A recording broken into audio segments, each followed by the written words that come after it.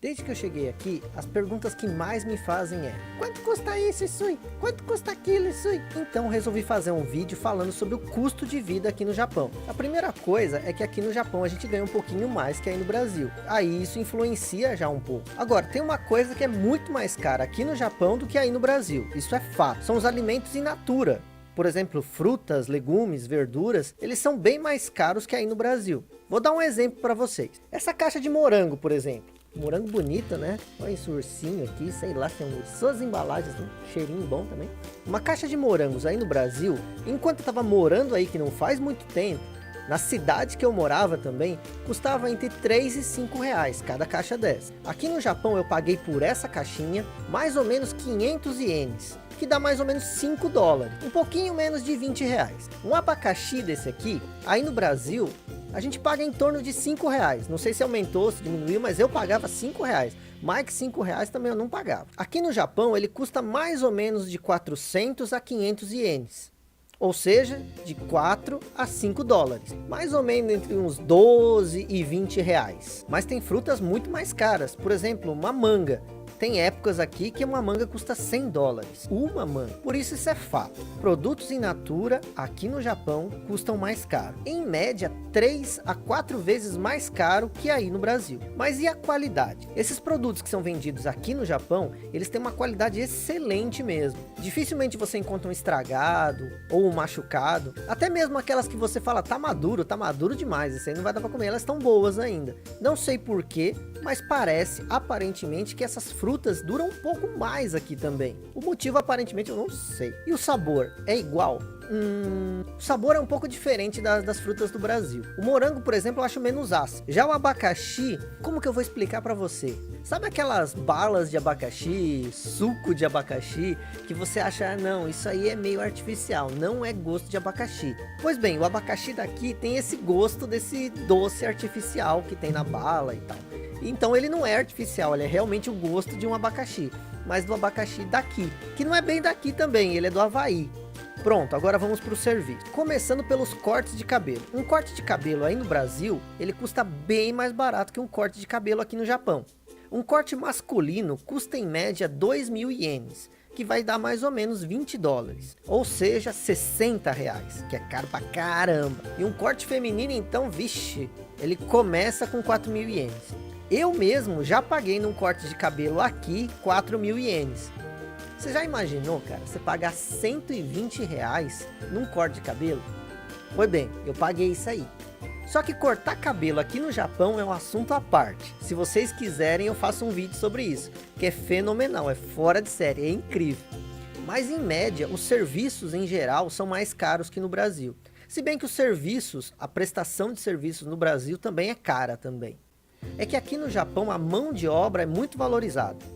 E o preço dos eletrônicos, como que é? Quando a gente começa a falar em aparelhos eletrônicos, sempre vem à mente celular. Mais especificamente, iPhone. E todo mundo fala, o iPhone é barato no Japão. É e não é. O iPhone é barato para quem mora no Japão. Aí eu vou explicar por quê. As operadoras, elas fazem um mega desconto para você comprar o aparelho delas. Só que o aparelho vem bloqueado. Ele só pode ser utilizado para aquela operadora. E você faz um contrato de 2 anos para esse aparelho sair mais barato. Aí você paga praticamente somente o plano. Só que esses aparelhos que são vendidos nas lojas das operadoras, eles são bloqueados. Ou seja, eles não vão servir em qualquer lugar, nem em qualquer outra operadora. Para você comprar um aparelho que aceite outras operadoras, ele deve ser comprado nas lojas da Apple. E aí, você tem que comprar o aparelho e pagar o valor cheio. Aí sai bem mais caro.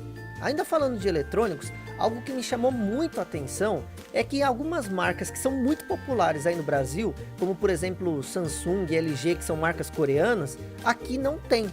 Simplesmente inexistem. As marcas que a gente vê nas lojas de departamento são marcas japonesas. Dificilmente você vê uma outra marca que não seja uma marca japonesa.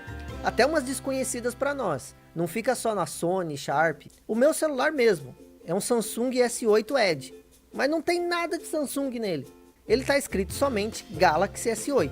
Outra coisa que me chamou muita atenção aqui no Japão é que aparelhos de celular mais simples, eles são praticamente inexistentes por aqui. E quando você encontra esses aparelhos, muitas vezes eles saem mais caros que os aparelhos mais modernos, porque eles não se encaixam nesse plano aí que deixa o iPhone mais barato, o Galaxy mais barato. Eu não sei se já está valendo aí no Brasil, mas eu vou colocar a matéria aqui para vocês. A Anatel, a empresa reguladora de telecomunicações aí do Brasil, ela estava bloqueando todos os aparelhos que não eram homologados por ela, mesmo que tivessem sido certificados por órgãos de outros países, inclusive aqui do Japão. Mas como faz 4 meses que eu não tô aí, eu não sei se isso já está valendo. Se vocês sabem, fala aí nos comentários. E as despesas? O aluguel e as contas de água, luz, gás natural, internet e celular. Lembrando que essas despesas variam de região para região.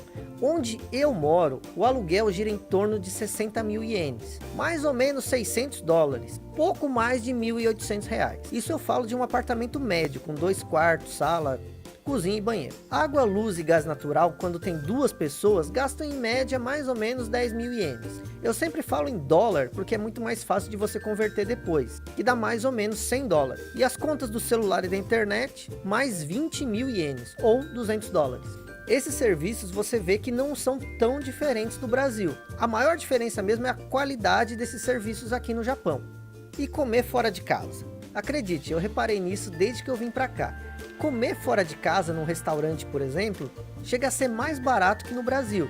Vou dar um exemplo, numa rede de restaurantes muito popular aqui no Japão, que tem no Japão todo, a gente paga em média por uma refeição de 500 a 1.000 ienes, ou seja, de 5 a 10 dólares.